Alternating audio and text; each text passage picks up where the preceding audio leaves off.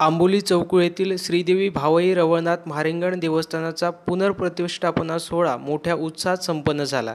सोहळ्याच्या सांगता समारोपाला पालकमंत्री दीपक केसरकर यांनी सहभागी होत देवीचे दर्शन घेतले। येथील मंदिरात गेले 3 दिवस कलशारोहण समारंभ आयोजित करण्यात आला होता। यावेळी होमहवन, आरती, भजन, कीर्तन, देवाच्या भेटी आदींसह विविध धार्मिक कार्यक्रमांचे आयोजन करण्यात आले होते। या कार्यक्रमाला हजारो भाविकांनी उपस्थिती दर्शवली होती।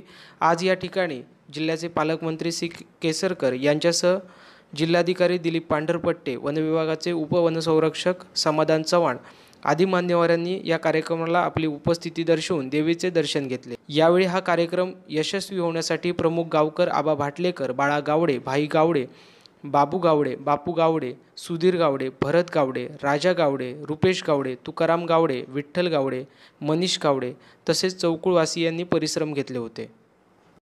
एक गोष्ट अशी आहे की आमदार आदर्श गाव म्हणून चौकुळची निवड झालेली आहे। त्याच्यामुळे वेगवेगळ्या योजना ह्या चौकुळ गावामध्ये आजसुद्धा कार्यरत आहे आणि विशेषतः चौकुळचं एक वैशिष्ट्य असं आहे की चौकुळला शेतीयोग्य जमीन फार कमी आहे आणि त्याच्यामुळे रोजगाराच्या वेगवेगळ्या योजना ज्याच्यामध्ये विशेषतः हे चांगलं हवामान असल्यामुळे इथं देशी गायींचं एक संकुल उभारण्यात येणार आहे। इथल्या महिलांसाठी हॅपी एग्स ही जी संकल्पना आहे त्याच्या अंतर्गत प्रत्येकी 100 कोंबड्या देऊन साधारण 1 लाखाच्या आसपास त्यांना वर्षाला पैसे त्यांना कसे मिळतील याचीसुद्धा योजना या ठिकाणी साकार होते आहे। आणि दुसरं इथं चांगली अशी वनसंपदा आहे आणि त्याच्यामुळे मधुमक्षिका पेटींचं या ठिकाणी योजना राबवली जात आहे। याच्या व्यतिरिक्त ग्रामीण पर्यटनामध्ये चौकुळ गावची निवड झालेली आहे आणि त्याच्यामुळे ग्रामीण पर्यटन अंतर्गत वेगवेगळा निधी हा वेगवेगळ्या पर्यटन प्रकल्पांना दिला जाणार आहे। चौकुळला सध्या चौकुळचा अजून जमिनीचा प्रश्न सुटलेला नाही, त्याच्यासाठी शासनाने कमिटी नेमलेली आहे आणि हे अधिकारसुद्धा जिल्हा स्तरावर दिलेले आहेत। त्याच्यामुळे चौकुळला वेगळा नियम लावण्याच्या संदर्भात शासन सकारात्मक आहे आणि ज्यावेळेला जिल्हाधिकाऱ्यांचा हे प्राप्त होईल अहवाल त्यावेळेला इथल्या लोकांना स्वतःच्या मालकीच्या जमिनी उपलब्ध होतील आणि त्यामुळे त्यांनासुद्धा अधिकची कामं ही या ठिकाणी करता येतील।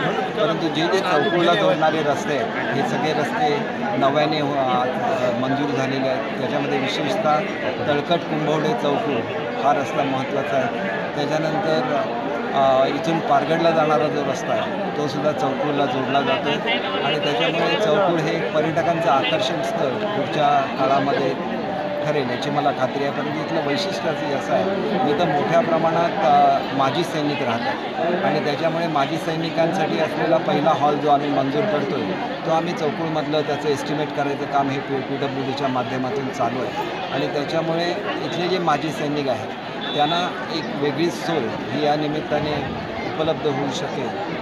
इतर अनेक गोष्टी आहेत ज्याच्यामध्ये विशेषतः आंबोली चौकुळ ह्या भागामध्ये ऊसाची लागवड आहे, परंतु या ऊसाला जवळच्या ज्या फॅक्टरीज आहेत ह्या वेळेत ऊस न दिल्यामुळे आणि इथं जादा पर्जन्याचं प्रमाण असल्यामुळे इथला ऊस वाढत नाही आणि त्याच्यामुळे कमी ॲव्हरेज ही इथल्या शेतकऱ्यांना मिळते।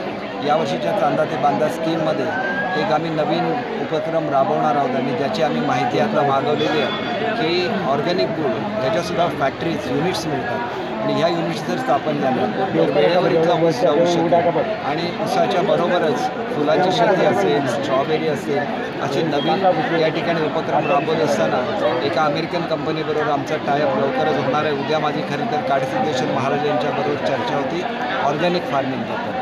तर ऑर्गॅनिक फार्मिंगसाठी आंबोली आणि चौकुळ आणि जेळे हे तिन्ही गाव अतिशय उपयुक्त आहेत आणि इथं जर ऑर्गॅनिक भाजीपाला तयार व्हायला लागला तर तो जगभर पाठवला जाऊ शकतो आणि ते जर स्वप्न खरं ठरलं तर चौकुळ आंबोलीचं जे आर्थिक चित्र आहे हे पूर्णपणे पालटलं जाऊ शकतं। याच्याबरोबर आंबोलीला जे ॲडव्हेंचर स्पोर्ट्सचे बटरफ्लाय गार्डन वगैरे जे दिलेलं आहे ते सुद्धा चौकुळला कॉम्प्लिमेंटरी अशी ती डेव्हलपमेंट ठरेल अशी माझी खात्री आहे आणि हे सगळं घडल्यानंतर हा संपूर्ण परिसर हा एक वेगळ्या तऱ्हेने विकसित होणार आहे। परंतु हे विकसित होत असताना पर्यटनाचं निसर्गाचं समतोल राखून हा पर्यटन इथलं घडावं म्हणून इथल्या मळीचं जे पठार आहे त्याच्यावरसुद्धा जंगल सफारी सुरू केलेली आहे। त्यालासुद्धा यावर्षी आम्ही बॅटरी ऑपरेटेड कार्स देतो आणि त्यासुद्धा चालवण्याची जबाबदारी ही स्थानिक युवकांना मिळेल आणि त्याच्यामुळे युवकांना मोठ्या प्रमाणात रोजगार मिळेल। दुसरी गोष्ट आहे की इथं मोठ्या प्रमाणात वनसंपदा असल्यामुळे एक वनौषधीच्या प्लांटेशनचा एक मोठा कार्यक्रम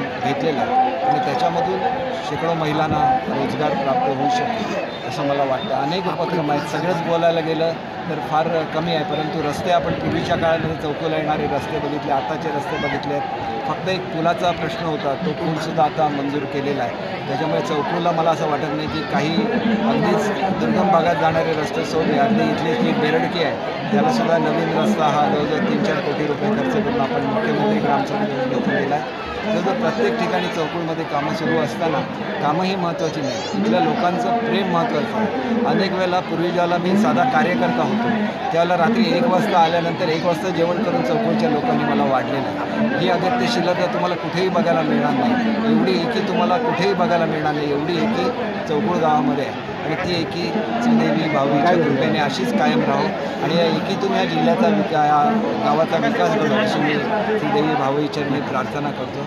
सर्व ग्रामस्थांना या वेगवेगळ्या भागातून राहणारे इथले सगळे सुपुत्र, इथल्या सगळ्या सुना असतील, इथल्या सगळ्या मुली असतील, सगळ्या निमित्ताने आलेल्या आहेत आपल्या मूळ गावी. सगळ्यांचं या ठिकाणी जिल्ह्याचा पालकमंत्री म्हणून हार्दिक स्वागत करतो.